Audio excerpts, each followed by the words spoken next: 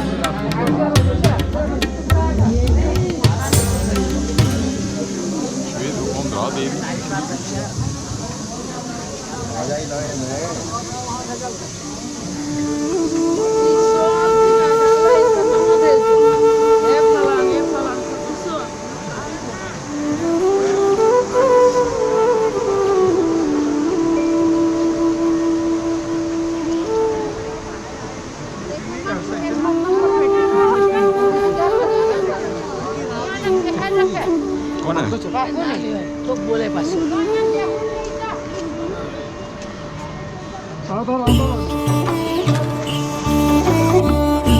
अभी हम लोग सुबह सुबह नहा धो के फ्रेश होके आ गए हैं होटल में से, और हम लोग अभी दर्शन करने के लिए पट के पास में ही पहुंच चुके हैं। मौसम सुबह इतना ज़्यादा ठंड था कि पहले तो हम सोच रहे थे कि नहाएंगे कैसे, बट उन्होंने गर्म पानी करके दिया और हम लोग ने एक एक बाल्टी से नहा लिया है फटाफट। और अभी 7 बज रहे हैं, मॉर्निंग सुबह के 7 बज रहे हैं, तो दर्शन के लिए हम लोग पहुंच चुके हैं।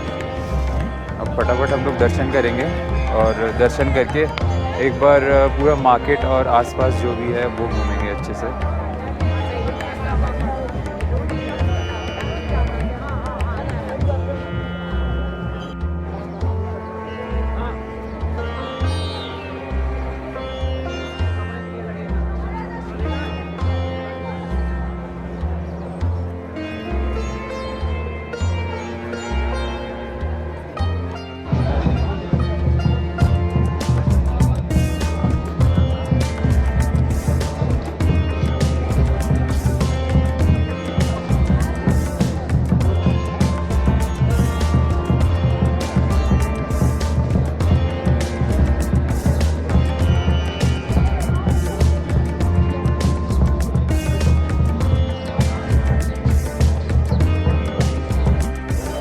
अब हम सब के दर्शन भी हो चुके हैं पूरे, भगवान के दर्शन हमने कर लिया। अब हम लोग यहाँ से निकलेंगे होटल के लिए और चलिए होटल के लिए चलते हैं। और दर्शन के लिए यहाँ पे काफ़ी लंबी लाइन लगी हुई है, अभी भी बहुत सारे लोग दर्शन में खड़े हैं। लाइन सुबह 7 बजे से शुरू हो जाती है। हाँ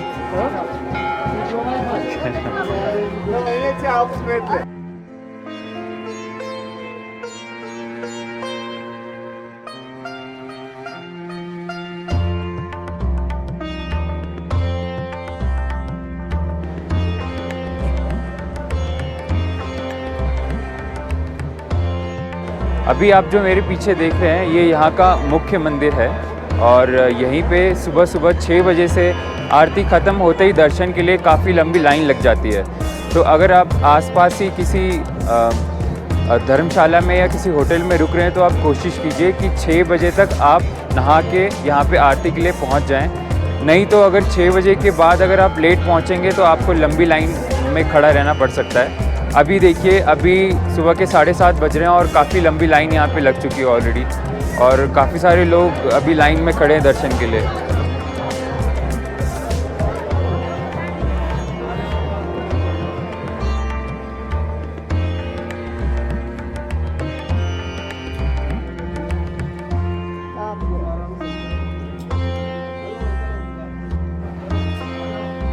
पंडित जी, इसका मंदिर के साथ इसकी क्या कथा जुड़ी है? ये 12 महीने चलते रहेगा, मतलब ये बंद नहीं रहेगा, 12 महीने चलते रहेगा। तो इस मंदिर के साथ इसकी क्या कथा जुड़ी हुई है?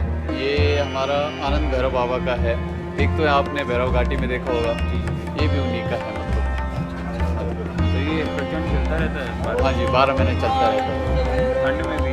हाँ बिल्कुल, ठंड में भी चलता रहता है। तो इसकी दर्शन की क्या महत्वता है? इसको सबके अपनी अपनी मान्यता है। क्योंकि यहाँ भैरव बाबा का ये चिंता आया था,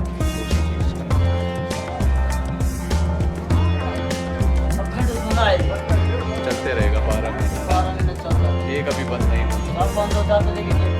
ये खुला रहता है। ये गंगोत्री धाम का मुख्य प्रांगण है जहाँ पे हम लोग अभी खड़े हैं। आप मेरे पीछे देखिए, एक छोटी सी झांकी बनी हुई है शिव जी की और इस झांकी के बिल्कुल सामने ही हमारा गर्भगृह है और उसी के साथ में जहाँ पे हम लोग अभी गए थे वो हवन कुंड भी इसके पास में ही है। तो उसकी भी अपनी महत्वता है। तो उसका भी यही मानना है कि दर्शन करने के बाद आपको उस हवन कुंड का भी दर्शन करना ज़रूरी है। एक बार मैं आपको पूरा यहाँ का दिखा देता हूँ।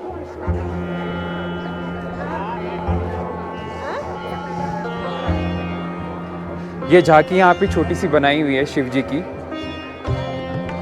और इसी के बिल्कुल साथ में ही हमारा मुख्य मंदिर है।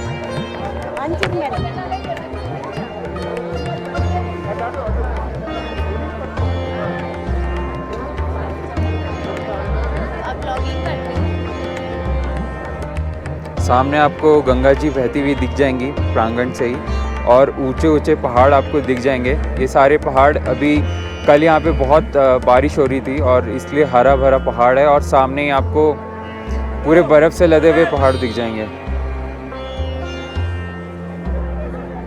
ये देखिए, वहाँ तक पूरे पहाड़ दिख रहे हैं, पूरे बर्फ़ जमे हुए हैं ऊपर भी। यहाँ पे मैंने देखा है जितने भी दर्शनार्थी यहाँ पे आए हुए हैं दर्शन के लिए, वो ज़्यादातर 60 से ज़्यादा उम्र के लोग हैं और गुजरात से, राजस्थान से, महाराष्ट्र से लोग पहुँचे हुए हैं दर्शन के लिए। और यही समय होता है जब लोग चार धाम के दर्शन के लिए निकलते हैं। और पहले तो ऐसे मानते थे लोग कि एक समय आने के बाद ही लोग अपने घर से चार धाम के दर्शन के लिए निकलते थे, पर आजकल देखा जाता है कि किसी भी उम्र के लोग दर्शन के लिए निकल जाते हैं और अच्छी बात है।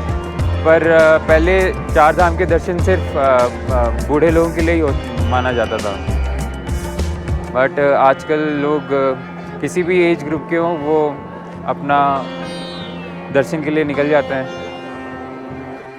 यहाँ पे पौराणिक कथाओं के मान्यता के अनुसार यहाँ पे जो श्री राम जी के वंशज थे राजा भागीरथ जी ने, उन्होंने शिव जी की प्रचंड तपस्या की थी यहीं पे बैठकर। तो ये कहानी यहाँ से जुड़ी हुई है। और जिस शिलाखंड पर बैठकर राजा भागीरथी ने शिव जी की प्रचंड तपस्या की थी, उसी शिलाखंड के पास 18वीं शताब्दी को ये मंदिर का निर्माण किया गया था। मान्यता ये भी है कि इसी स्थान पर, इसी जगह पर देवी भागीरथी ने धरती को पहली बार स्पर्श किया था, तो इसलिए इसकी महत्वता इतनी ज़्यादा बढ़ जाती है। और मंदिर का जो मुख्य भवन है, हालांकि वहाँ पे कैमरा लेके जाना तो अलाउड नहीं है, पर वहाँ पे गंगा जी की प्रतिमा है और शिव जी का भी वहाँ पे शिवलिंग है छोटा सा।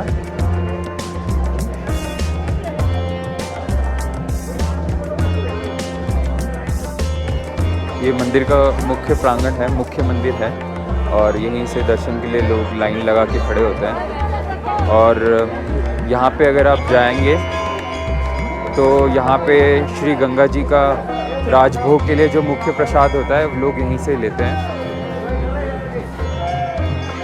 और साथ में ही यहाँ पे एक और मंदिर है, ये हनुमान जी का मंदिर है। हनुमान जी हैं यहाँ पे विराजमान।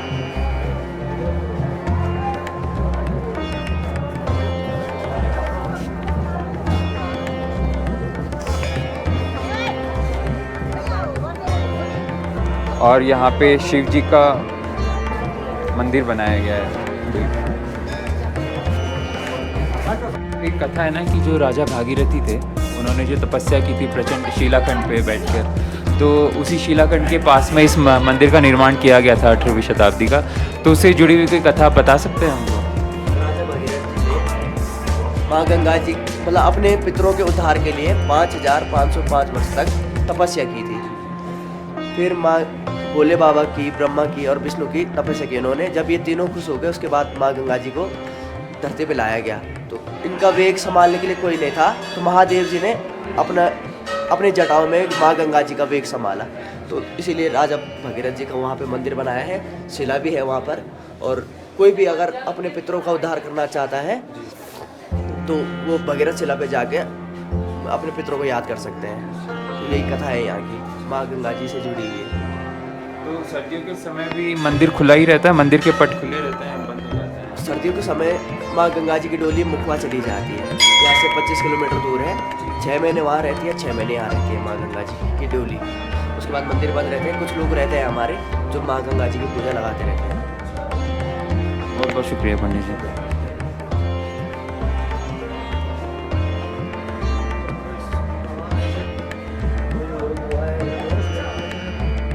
मंदिर के दर्शन हमारे हो चुके हैं। अब हम लोग जा रहे हैं उस जगह पे, उस स्थान पे जहाँ पे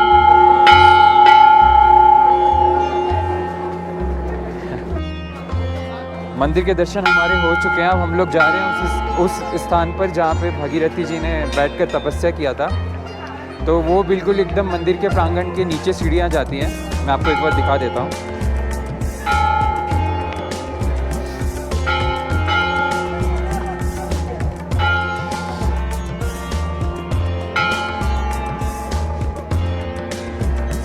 ये वो जगह है जहाँ पे भागीरथी जी ने प्रचंड तपस्या किया था शिव जी का। तो यही है प्राचीन भागीरथ तपस्वी स्थल। और यहाँ पे जो तर्पण होते हैं वो भी करवाए जाते हैं अपने पूर्वजों के लिए। आइए इसका भी दर्शन मैं आपको एक बार करवाता हूँ।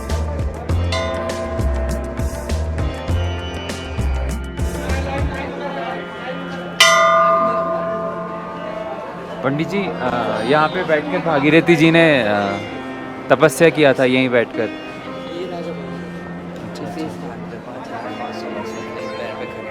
इसका थोड़ा बताएंगे एक बार कहानी क्या है? जी, ये राजा भगीरथ है। तो अपने पितरों को उद्धार के लिए स्वर्ग से पृथ्वी लोक पर गंगा लाने के लिए, तो उन्होंने फिर भगवान शिव से कहा था कि हमारे जो पितर हैं उनका उद्धार करना है तो गंगा को स्वर्ग से पृथ्वी लोक पर भेजिए। तो फिर जब शंकर ने कहा कि आप गंगा का जो विकराल रूप है आप उसको वो नहीं कर पाएंगे, झेल नहीं पाएंगे, तो उस वजह से फिर शंकर ने फिर अपनी जटाओं में गंगा को धारण किया और इसी स्थान पर राजा भगीरथ जी ने 5500 वर्ष तक तपस्या की है, तब जाकर पृथ्वी लोक पर गंगा आई है, जो आज साक्षात रूप में सबको दिखाई दे रही है।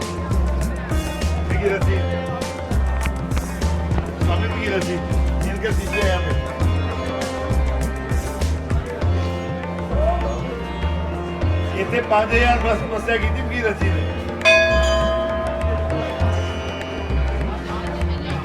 हाँ जी, हाँ जी, ये श्री रामचंद्र भगवान। तो ये वो स्थान है जहाँ पे 5000 वर्ष तक 5500 वर्ष तक भागीरथी जी ने तपस्या की थी माँ गंगा जी को धरती पे लाने के लिए। और यहाँ पे भागीरथी जी का एक मूर्ति भी है स्थापित।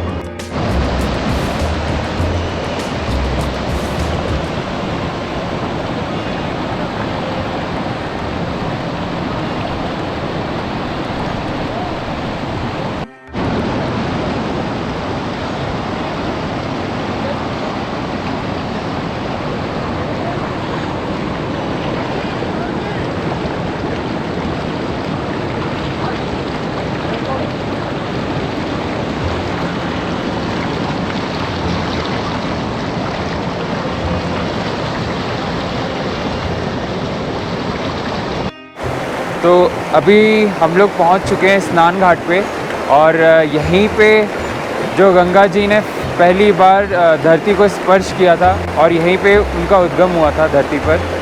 तो यहाँ पे जो गंगा जी का बहाव है उसको मैं आपको दिखाता हूँ। मतलब यहाँ के जो पत्थर है वो भी इतने ठंडे हैं कि नंगे पाँव वहाँ पे पाँव रखना भी 2 मिनट के लिए भी बर्दाश्त के बाहर हो रहा है। बट जो गंगा जी का जो बहाव है वो मैं आपको एक बार दिखाता हूँ।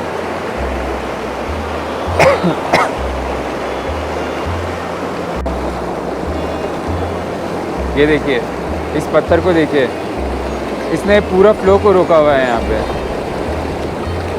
और आसपास पूरे पहाड़ ही पहाड़ हैं और ऊपर यहाँ पे बर्फ़ दिखते हैं, यहाँ पे भी हैं, उस साइड भी हैं ऊपर। और आज का मौसम बिल्कुल ठीक है, एकदम धूप निकला हुआ है। काफ़ी लोग पहुँचे हुए हैं दर्शन के लिए और ज़्यादातर लोग 60 साल से ऊपर के हैं दर्शन वगैरह करके। और हम लोग भी यहाँ पे आसपास एक बार घूमते हैं, लोकल मार्केट में क्या क्या है यहाँ पे वो भी एक्सप्लोर करते हैं। तो चलिए।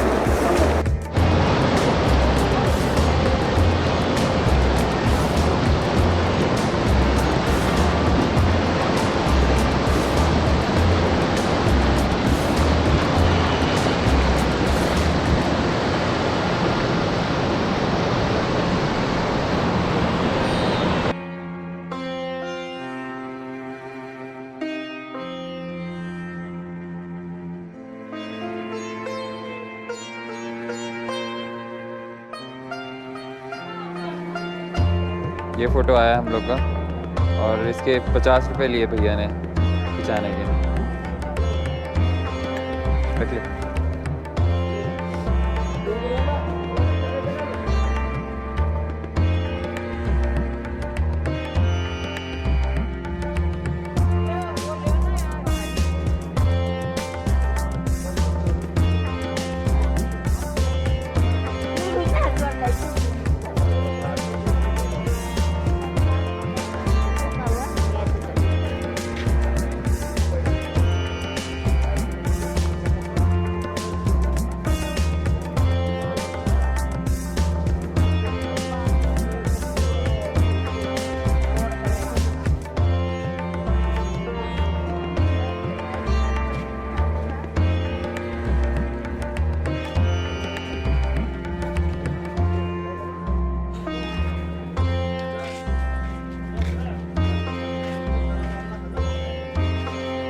ये यहाँ पे लोकल मार्केट है जहाँ पे आपको खाने पीने का सामान मिल जाता है, पूजा वगैरह का सामान मिल जाएगा। और ठंड के कपड़े भी है, अगर यहाँ पे हैं, अगर आप पहुँच गए आपके पास ठंड के कपड़े वगैरह नहीं है तो आप यहाँ पे परचेज़ कर सकते हैं। बट कॉस्ट थोड़ा ऊपर नीचे हो जाएगा बिकॉज़ आपको पता ही है रिसोर्सेज यहाँ पे बहुत कम होता है। बट आपको स्वेटर वगैरह, यहाँ पे ग्लव्स वगैरह मिल जाएंगे ट्रैकिंग के लिए। यहाँ से गंगोत्री से आगे गौमुख की जो ट्रैकिंग है उसके लिए आपको ट्रैकिंग का सामान वगैरह भी यहाँ पे मार्केट में मिल जाएगा आपको। बाकी अभी हम लोग जा रहे हैं खाने पीने के लिए और पूरे मार्केट का टूर मैं आपको वैसे ही करवा रहा हूँ। और ये वैसे ही है जैसे हरिद्वार और ऋषिकेश का जो मार्केट है अपना छोटा वाला है, ये बिल्कुल वैसा ही है जो यहाँ पे मार्केट्स हैं।